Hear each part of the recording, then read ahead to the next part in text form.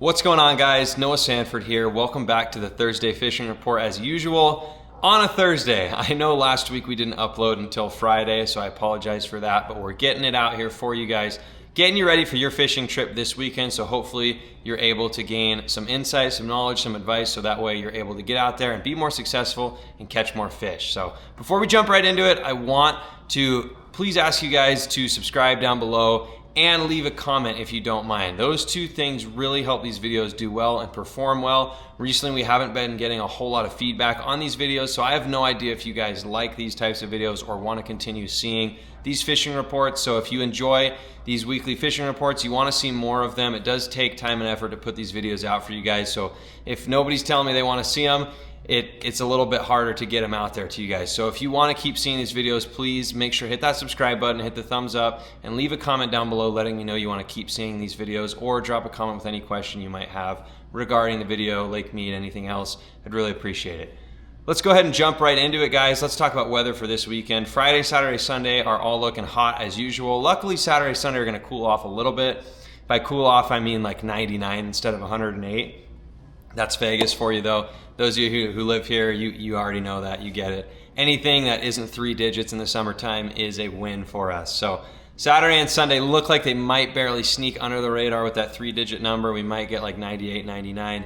But the flip side of that is it's going to be humid, and that's going to play a factor into what we're talking about. There's a big storm front that's rolling in. Not sure if it's actually going to rain or not, but it is supposed to get cloudy and humid this weekend, and that means a couple different things when it comes to the fishing. So one of the interesting things from the weather report that I was looking at is actually showing me that it is going to be kind of that storm front conditions, but it's not really going to get super windy, or at least if that's correct, it's not going to get super windy. So that can kind of do a couple things. Not only is the pressure going to drop, but when the pressure drops and the water really slicks off like that, it can make for either really good or really bad fishing.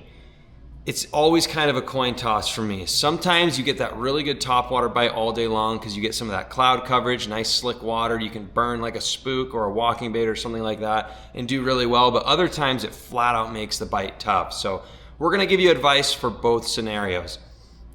Before we jump into that, let's just talk about the water temp really quickly. The water temperature is still in the low to mid 80s, depending on where you're at, 82, 83, maybe even 84. It's gonna be in that kind of category, so keep that in mind. But let's go ahead and talk about where to catch these fish and what to do, what lures to use, what areas to go, that kind of stuff to get you guys really tuned in for both scenarios. So in the past, when I fished this kind of pre-frontal to mid-frontal storm conditions, you know, whenever a lot of humidity rolls in here in the desert and we get some of that cloud coverage and maybe a little bit of rain, either one of two things happens. The fishing either gets really good and you get some really good topwater action this time of year and a lot of really good reaction bites, so topwater, jerk baits, crankbaits, that kind of stuff, moving baits, or those fish will totally shut off and go into deeper water. So either they're probably going to move up shallow and really be tuned in on that reaction bite, or they're gonna totally shut off and go deep. And when I mean deep, I mean 25, 30, 35 foot plus deep. So if you get out there, I would suggest starting with the reaction. You never know if it's gonna be a reaction bite unless you try it. So I get out there, fish that mid to shallow water column in all the same areas you've been fishing with grass and bait, everything we've been talking about. Make sure you find those lively areas.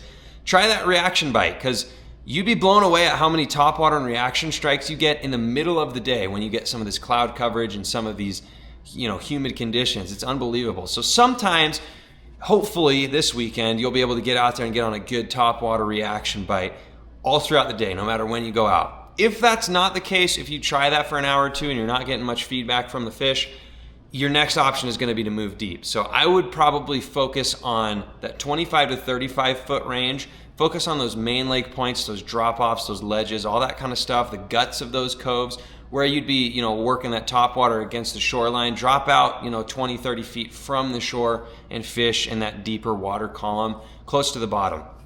And I say close to the bottom, that part's really important because, like I said, a lot of the times with this weather on Lake Mead specifically, when you get this kind of weather, it's either going to be a hot reaction bite towards the surface or a total finesse bite towards the bottom. So go out there and try those, you know, reaction techniques When you first start out, if it works, that's awesome. It's a fun way to catch fish and you can get a lot of fish in the boat. If that doesn't end up being the case, if you're trying that and the fish aren't responding well, drop and really slow down into that deeper, cooler water and fish those, finesse baits. Fish those drop shots nice and slow, those Ned rigs, those jigs, Carolina rigs, all that kind of stuff. Fish them slow on light line and you'll still probably pick off some fish. So hopefully that was helpful, guys. I appreciate you always coming along.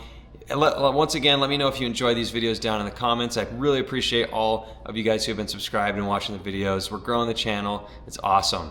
My name is Noah Sanford. We'll see you guys out on the water.